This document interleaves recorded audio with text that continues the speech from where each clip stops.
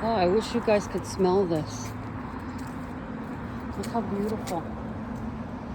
These are old roses. I didn't think they had any left because of at the corner where they had them.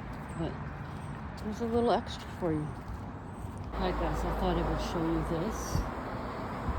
I started to read.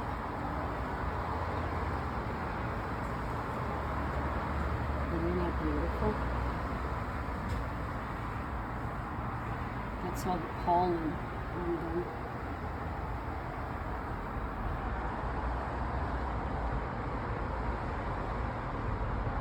Gorgeous. And these ones here. Oh, spider web. Maybe we'll move these up.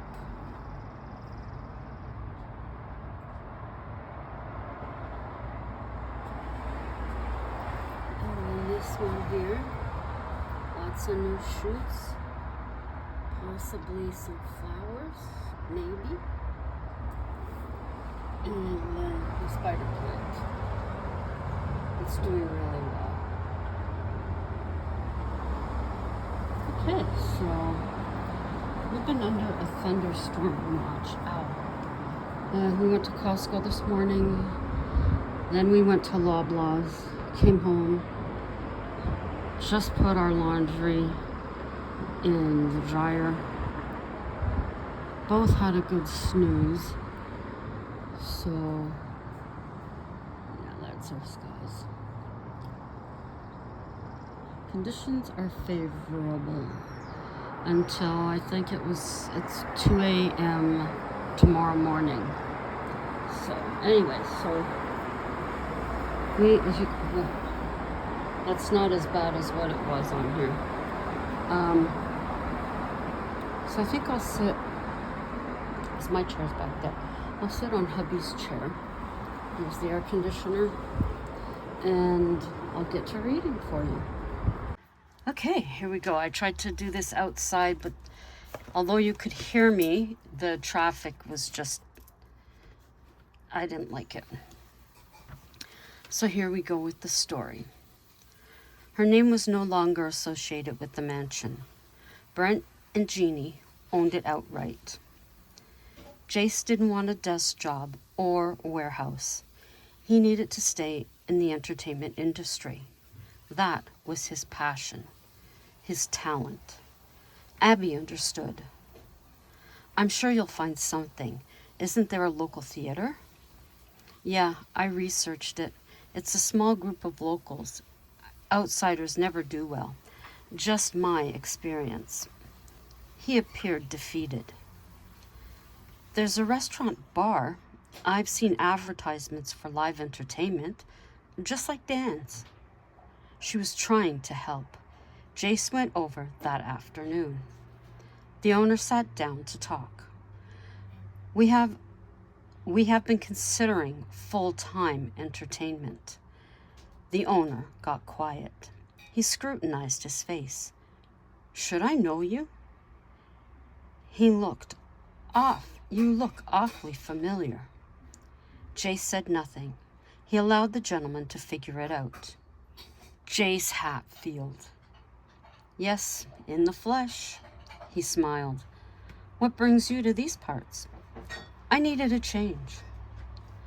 I thought you owned the mansion with your ex-wife. I gave up my shares, he advised him. Well, my name is Gary.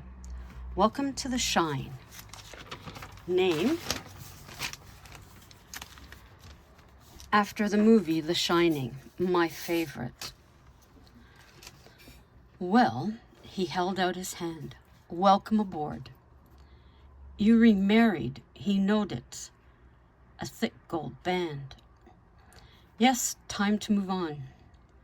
Close one chapter, open another. I'm thrilled to perform here. I'm able to start any time. They agreed to a price, and Friday night to Sunday. I'll try. Bring in business? I'll try and bring in business for you. Jace was ecstatic. Babe, I got good news.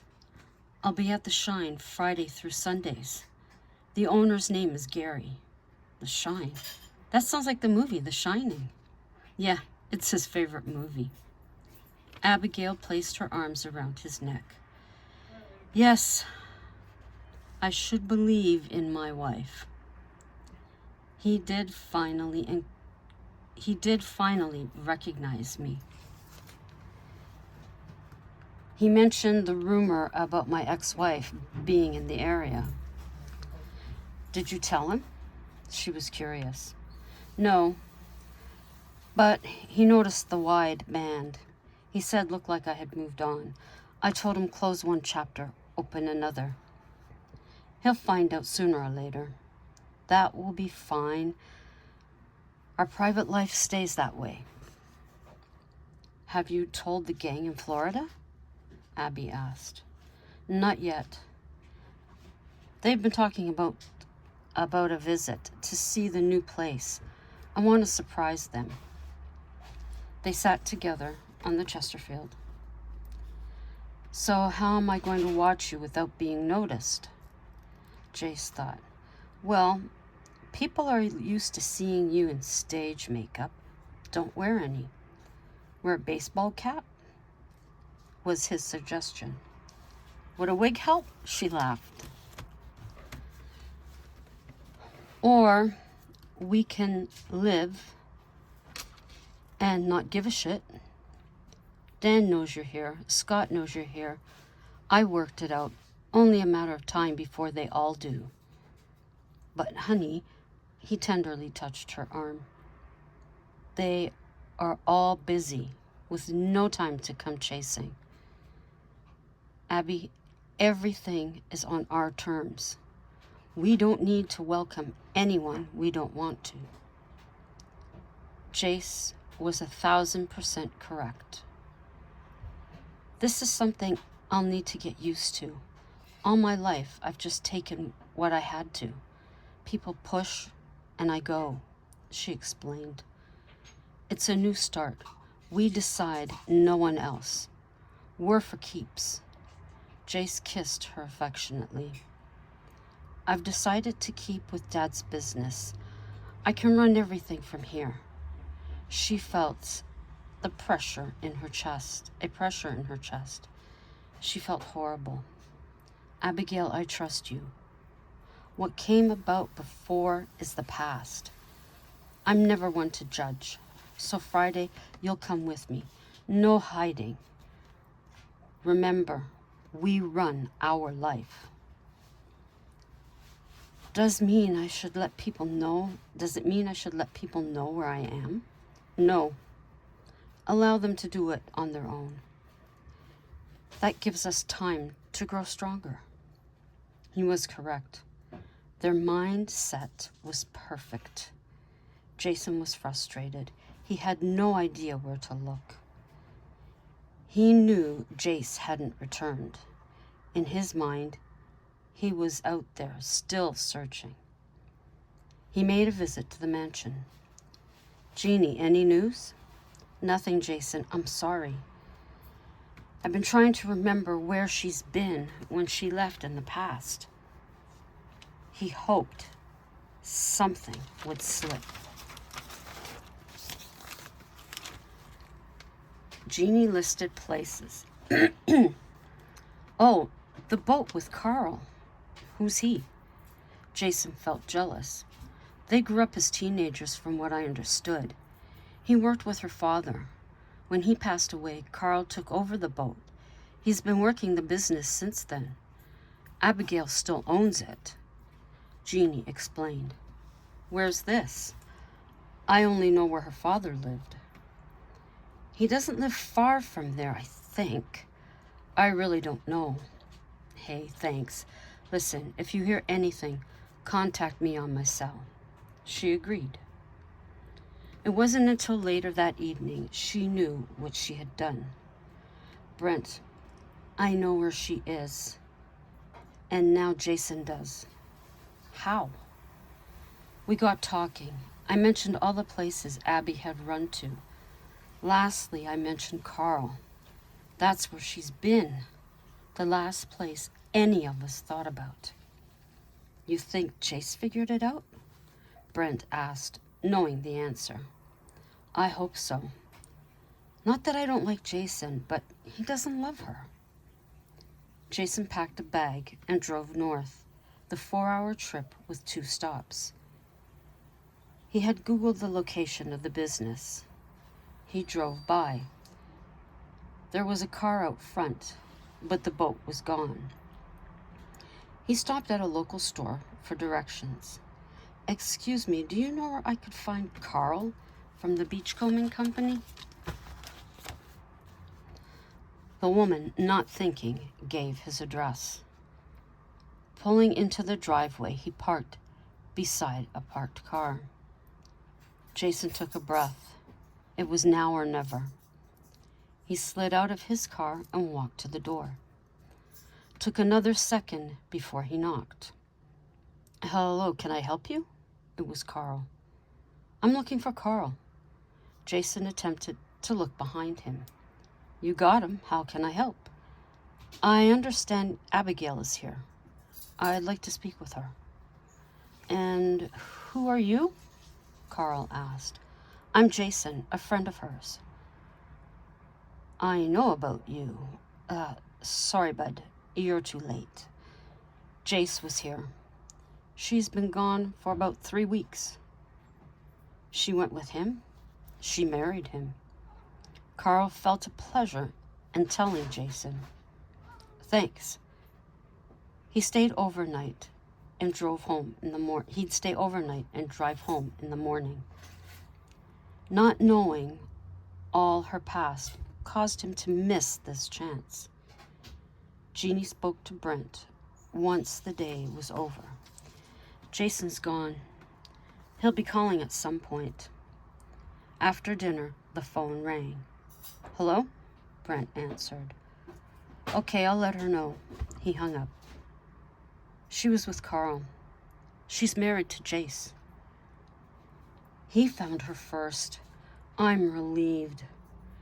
We've missed the wedding. Jeannie, we weren't meant to be there. Dan received a call from Jason. She's married to Jace. He got here before me. Dan wasn't upset. He felt as Jeannie did. Jason didn't love her, so why did he go? Abigail felt she should inform Nicole and Sage. If you want to. Promises were made to call, but I chose not to. I just don't want her bullying you. Abigail didn't feel bad with his sentiment. It was true. I need to prove to myself I'm strong enough. Jay stayed by her for support. She wasn't sure if Nicole knew through someone else. The phone rang. Abby was nervous. She needed to push it back. Hello, Abigail? Where the fuck are you? Nicole answered. I'm fine. I'm with Jace. What? Abigail, why? After what he did, you'd take him back? You need to go home. The kids will welcome you back to the mansion. No. This is my home. I'm not going back to the Bay. I am adamant. Abby, please reconsider. Jace isn't right for you. He'll do it again. Nicole, we're married. She waited for her cousin's response. The silence was terrible. I love him, Nicole. There is no one else for me. You aren't thinking straight. Listen to me. Abby raised her voice. No matter what anyone thinks, this is my life. I'm the one who runs it. Do you have any idea how peaceful my life has been? No one forcing their thoughts at me. I've been an adult for years, but none of you accept it. I need all of you to back off. I'm not going to give you our address. Carl won't tell you either. I'm happy. I'm content. If you make this difficult, I won't speak to both of you. And no, my attitude has nothing to do with Jace. You can call Carl, he'll tell you. You're my cousin. Yes, remember that. You are not a parent. Stop acting like one. My mistakes have been my own. Jace is not one of them. Do I make myself clear? Yes. I'll need time to understand this. Nicole felt very much on the outside of things. Abby said goodbye and hung up. I don't know what she needs to understand. That is her problem. Abigail had stood up to Nicole, and she had stayed firm. There was definitely a freedom. While Jace was busy at rehearsal, Abby went to the office. She was catching up on paperwork when the door opened. Without looking up, she greeted the customer. Good morning, welcome to... She looked up. You found me. It took a while. How have you been? Good, yourself? She inquired. Missing you for some reason. A lot of work for not knowing, she said. I see I'm too late. Jason spotted her wedding ring. Abigail looked down at her hand. Yes.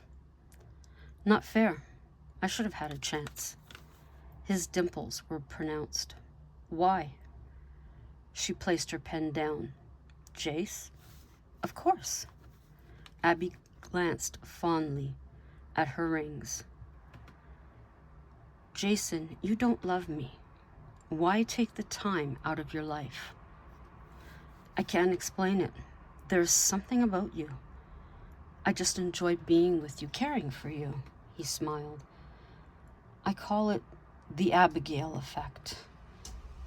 You've cared for all of us. Only fair we do it in return. Suppose my bed will stay cold. Count on it. Jace came through the rear door. Hey, babe. He leaned to kiss Abigail. He rested his hands on her shoulders. This was his woman. Hi, Jace. Didn't know you were here. Obviously. So you came 4 hours to hit on my wife?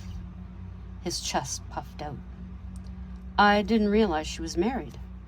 Jason was becoming defensive. Well, you know now. No sense in hanging around. I suggest you go. Jace stood his ground. Sure, I'll go. He looked at Abby. Only wish I had had a chance. I could have fallen in love in time. He stepped forward. I guess the best man won. The only man in my life. The only man in Abby's life. Can I at least get a hug? Jason asked, looking directly at her. Yes. She stood and walked to him. I'll miss you, he admitted. You were a good part of my life. I wish you both the best. But hey, if you ever do visit the Bay, stop by. He held her tight. He was reluctant to let go. The smell of her perfume and shampoo almost became too much. He finally pulled away. The words came out without thought. I love you. Jason glanced toward Jace, standing tall. His arms were crossed, his expression severe. He extended his hand in a goodbye. Jace moved not a muscle. Jason turned and left. Sitting in his car, he experienced a heavy regret. He had actually said the words he had sworn never to use. He pictured her face and how relaxed it was, though the smell, the romantic smell of her, his heart ached. If he could bottle it and take it home, this is what he missed most. Jason was not driving 4 hours home. He was staying the night, possibly more. He checked into a local motel. How many nights? The clerk inquired. Actually, not sure. Let's say a week. Jason settled in, then checked out the restaurant and the motel. At the office, Abigail called it a day. How was rehearsal? Pretty good. Can't wait for you to see me. I enjoy performing when you're there. I hope so. She wore a mischievous smile. Love you. He wrapped his arms around her, then kissed those soft lips. Let's go home. They drove their vehicles home. Inside, Jace ordered out. Things were quiet. How do you feel? He needed to know. The new self was going to be honest. I felt bad for him. But how did you feel? She realized what he was saying. Yes, it did bring memories. When he held you? I remembered how it felt. Jace, how I feel when you hold me. I never want to be without. All the time I spent here before you came, you were on my mind. So many times I wanted to call. When Dan came, I wanted to ask him. He took the step so I didn't need to. He kissed her. Jace was thankful Jason had left, though he had no worry of her leaving. They were solid. Just have to change books. Jace was surprised.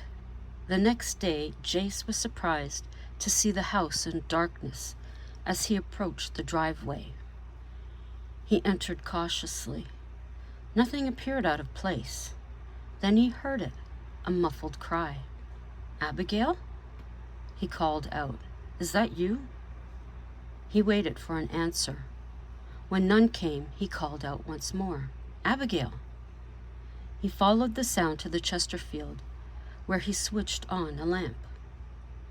Abby sat on the floor in front of the Chesterfield. Her knees were to her chest.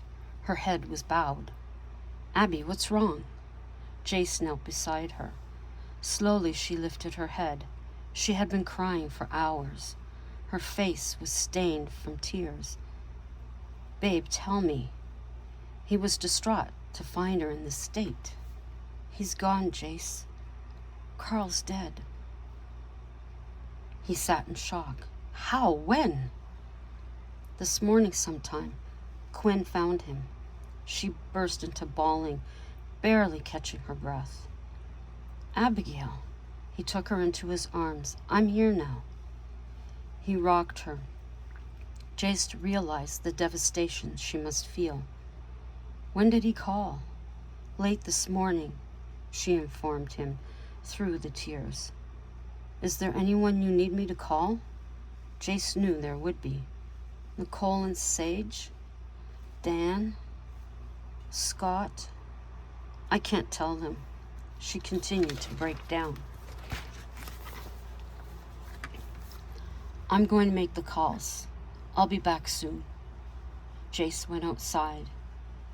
He placed her in the corner of the Chesterfield. Then Jace went outside. He contacted Nicole first. Why are you phoning me? She demanded. I'm calling for Abby, he began. She cut in. She's not here. Nicole, Carl's dead. There was silence, the longest he had ever experienced with her. This can't be true. She was in disbelief. Unfortunately, it is. Abby asked me to call. She's in no condition herself, he explained. Sage and I will be on the next flight out. Where are you living? Jace provided the address. Call my cell when you arrive. Nicole asked no further questions. She turned to Sage. He's gone. Carl's gone. Sage took his wife in his arms. I'll arrange the flight. Jay spoke with Dan next. I'll leave now. I should be there early hours of the morning. I'll see you tomorrow." He hung up. Scott said he'd be on the next flight as well. The last call was to Quinn. "Do you need anything?" "Jace, I can't believe it. His brother will be here within the hour. How is Abigail holding up?" Quinn knew the answer. "Not good at all. I've never seen her like this. It's scary, but I'm here for her. Listen, if you need anything, let me know. I have 2 good ears and shoulders." "I appreciate the offer. I'll keep it in mind. Jeff will be here soon. I best get going. Thanks." Quinn hung up. Jace made his way back to Abigail. She sat there lifeless in a trance. She looked exhausted. "Why don't you try and sleep?" he suggested. "I can't. It wouldn't feel right. Getting rest to feel better. He didn't have a choice. He didn't even know. He went to sleep looking forward to today, and he never got that chance. There were plans he had made. None of it will happen. So much ahead for Carl, and now it all stops. We keep going without him. Jace, this shouldn't be happening. It shouldn't." She broke down again. He continued to hold her. His heart was breaking, the love of his life.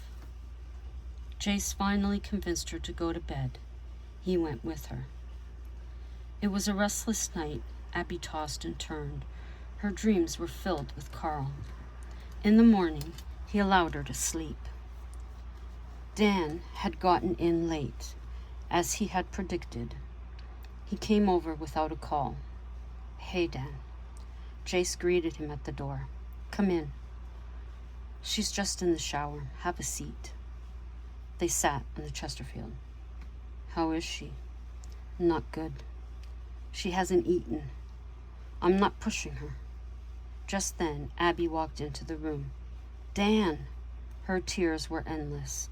"Hey, sweetie, I'm here. I've got a room in town. Scott is on his way. We're all here for you," Dan told her. "Jace has been awesome. It hurts so much. I keep seeing his face, and I expect him to call. I don't want this to be true. As awful as it is, it's true. I hate it just as much. We all have memories of Carl. He was a fine young man, I recall. Your father had a lot of respect for him. Nothing against you, Jace. Your dad pictured the 2 of you married, running the business. Then he realized that was his dream. He was never upset it didn't happen. You had your path." "Is Jeff here?" Dan inquired. "He should be. He's staying with Quinn." Abigail went into the kitchen to fetch a coffee. "Here, Dan." "Thank you." He took a sip. There was a knock at the door. Nicole and Sage. "Come in. I'll get you a drink," Jace offered. "None for me," Nicole said. She went directly to Abby. The cousins said not a word. They looked and hugged in silence. "Come on, grab a sweater." Nicole pointed to a peg on the door, by the door. The cousins walked to the water. They sat back in chairs provided. "Congratulations. I noticed the rings." "Thank you.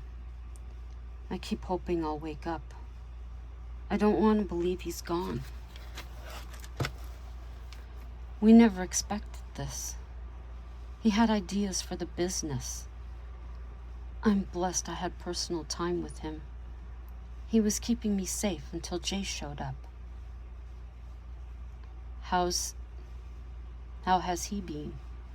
"He's been amazing. Even knowing Carl and I slept together." "You did?" "Abby, I never thought. Everything was good. We all got along well. My heart's been ripped out. I feel lost. I feel like my head is in a fog. I need to wake up from this nightmare." "You're holding up pretty good. Nicole encouraged. No, I'm just a good actress. I'm ready to drop. You've cried yourself out, Nicole thought out loud. No, my body is too tired at the moment. I'll never see those green eyes. I won't see his smile or hear his mellow voice. I won't feel his hugs. I remember you pushing him into the water. Boy, was your dad upset, Nicole recalled. I used my money to buy him clothes. Abigail went quiet. I miss him, Nick. I miss him so bad. My anxiety is through the roof. I get pains in my chest. Okay, I had to go get the laundry, so I'm gonna pick up where I think I left off. My anxiety is through the roof. I get pains in my chest. Have you been to the house? Nicole asked. No, but I should. I haven't seen Quinn. Poor guy is alone. Do you feel to go? I'll drive you over if you want. I'll let Sage know we're going. She put a call through to him. They were on their way. Abigail stared out the window. Never once did she look over to Nicole.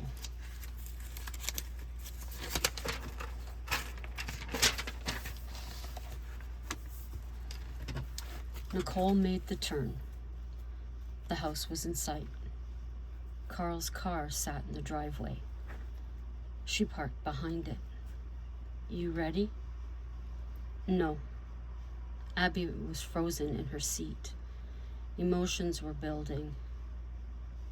When she'd step inside the house, the nightmare would be real. Quinn heard the car. He made his way outside. Abby slid off of her seat. Quinn watched her hand slide across Carl's car. He seen the agony in her face. He went straight to her. Quinn flung his arms around her. He felt her body shake. He heard Abby holding back. Let it out. Carl wouldn't want you in this much pain. Did you want to come in? He asked carefully. Not yet. I don't want it to be real. Abby took a great gulp. I'm scared. How have you managed? She asked. I feel him in the house. I talk to him, hoping he hears. Come on. Quinn took her by the hand.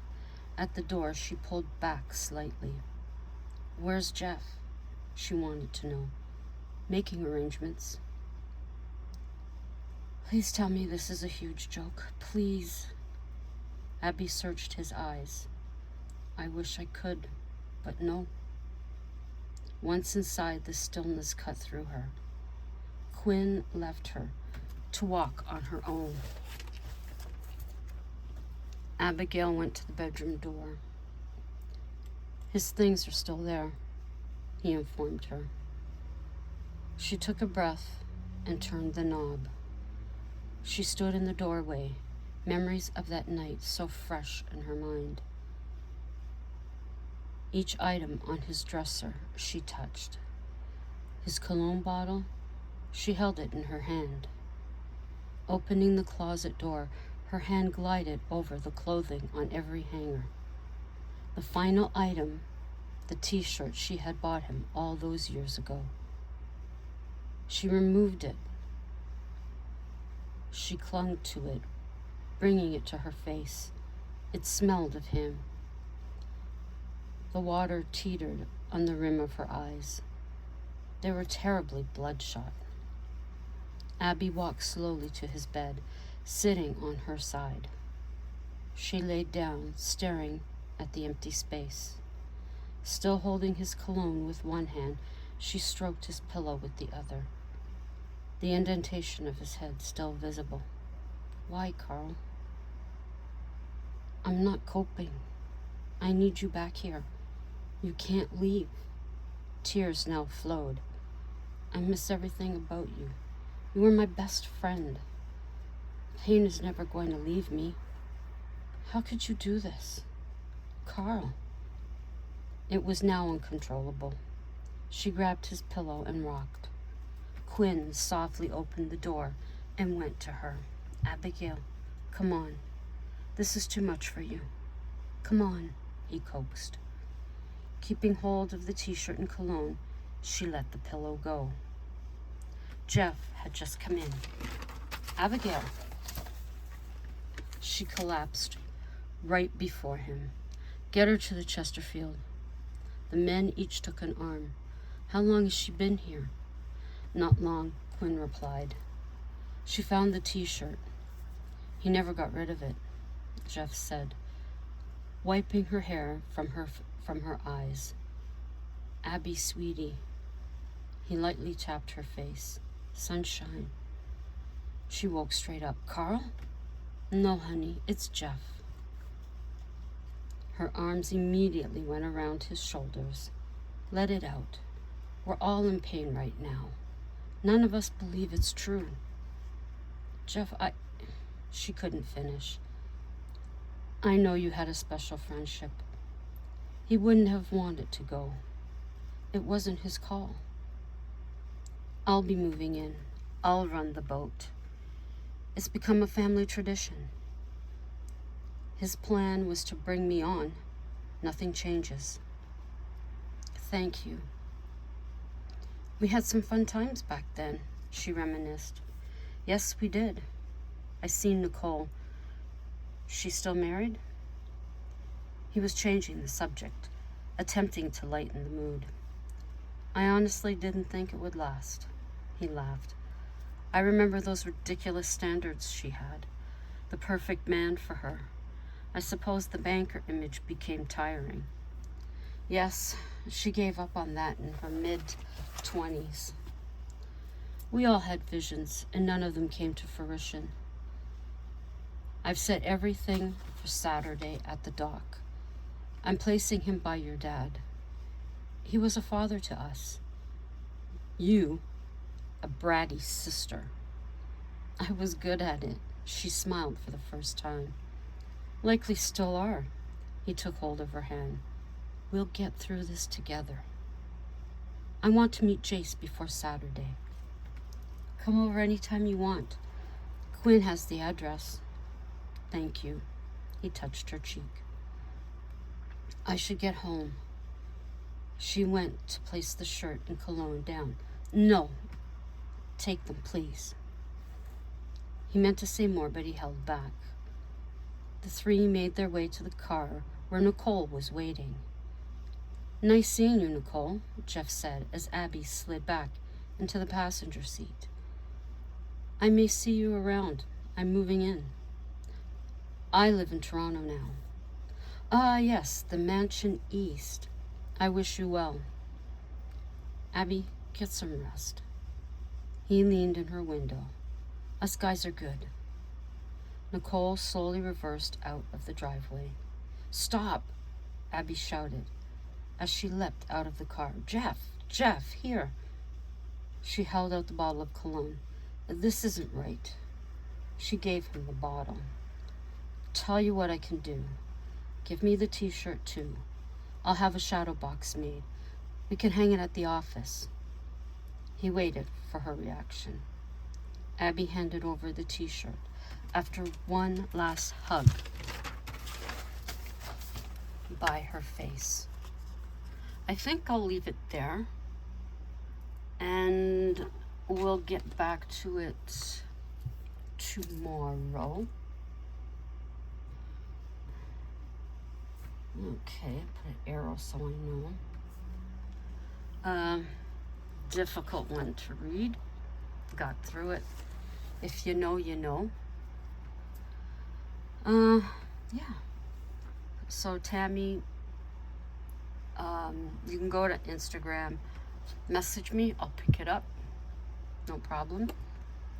And that's it from an overcast and cool kind of fall feeling day, although we have the air conditioner going. It's pretty damp. And I think I will attach If I haven't already, I'm going to attach showing you the flowers and how they're doing. So until the next time, ciao for now.